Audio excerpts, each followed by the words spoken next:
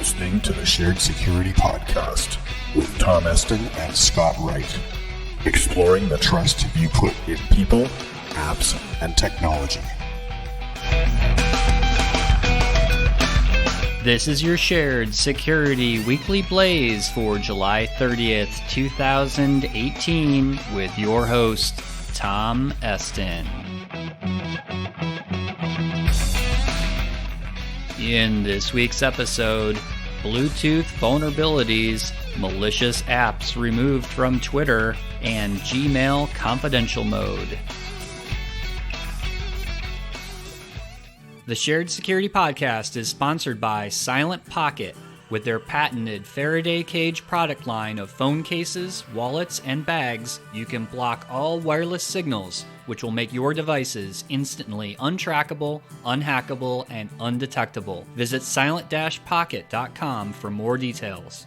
Hi everyone, I'm Tom Eston, co-host of the Shared Security Podcast. Welcome to the Shared Security Weekly Blaze, where we update you on the top 3 security and privacy topics from the week. These weekly podcasts are published every Monday and are 15 minutes or less, quickly giving you news that you can use.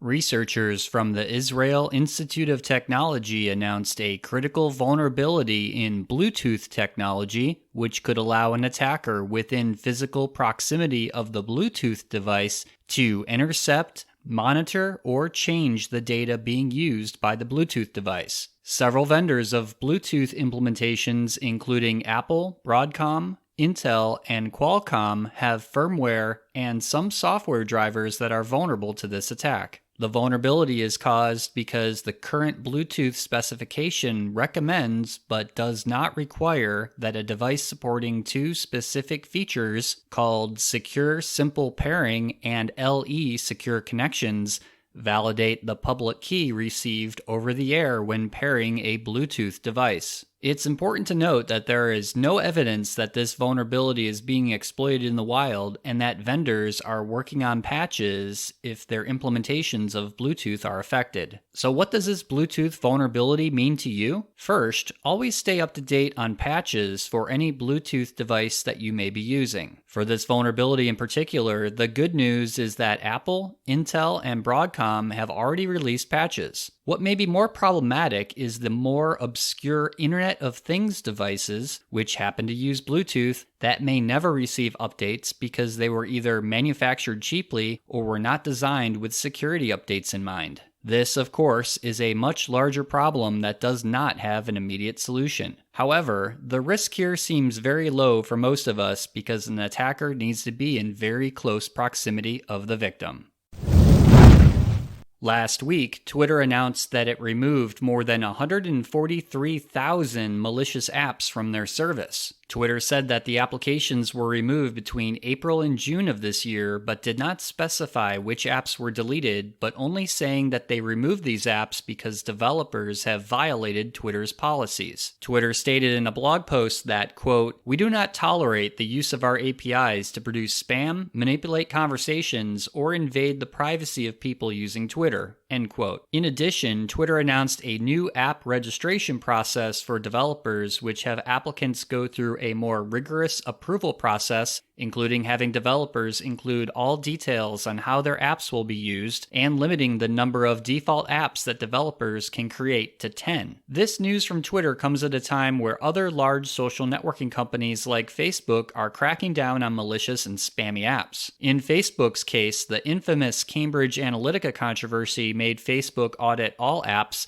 that have requested user data in the past. Facebook has removed around 200 or so apps since they began this audit earlier this year. Facebook has also significantly changed its developer policies to align with better privacy data practices since the Cambridge Analytica controversy as well. In related Facebook news, it's worth noting that Facebook suffered its largest drop in market value to the tune of $119 billion when they announced their Q2 quarterly earnings on a call with investors last Wednesday. Facebook stated that they will be taking a privacy-first approach with their product development, which will likely have impact on future revenue growth. This news caused the biggest ever one-day loss in market value for a U.S.-listed company in the history of the U.S. stock market. This is an interesting development as the demand for greater privacy and transparency from Facebook users doesn't really matter when it comes to how Facebook makes money. This is a huge conflict for Facebook to deal with, and it will be really interesting to see how this plays out in the coming weeks.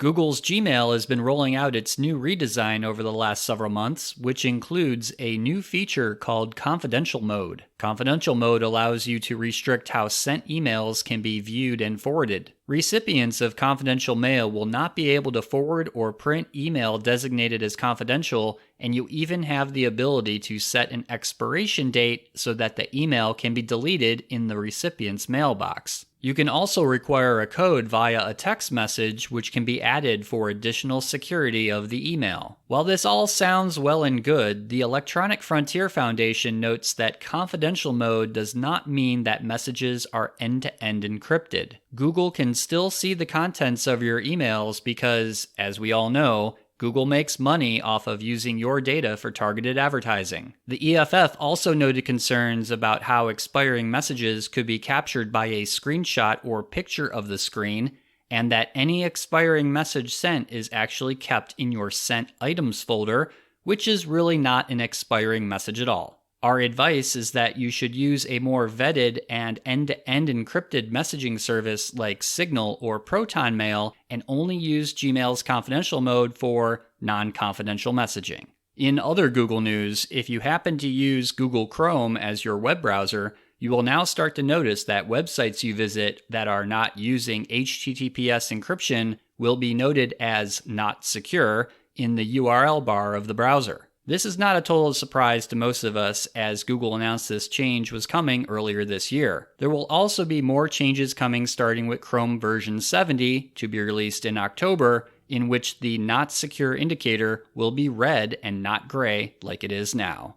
That's a wrap for this week's show. Please be sure to follow the Shared Security Podcast on all the regular social media channels like Facebook, Twitter, and Instagram for frequent posts, commentary, and updates. If you have feedback or topic ideas for the show, you can email us at feedback@sharedsecurity.net. First-time listener to the podcast? Please subscribe on iTunes, Google Play, Stitcher, TuneIn, Spotify, or iHeartRadio. Thanks for listening, and we'll see you next week for another episode of the Shared Security Weekly Blaze.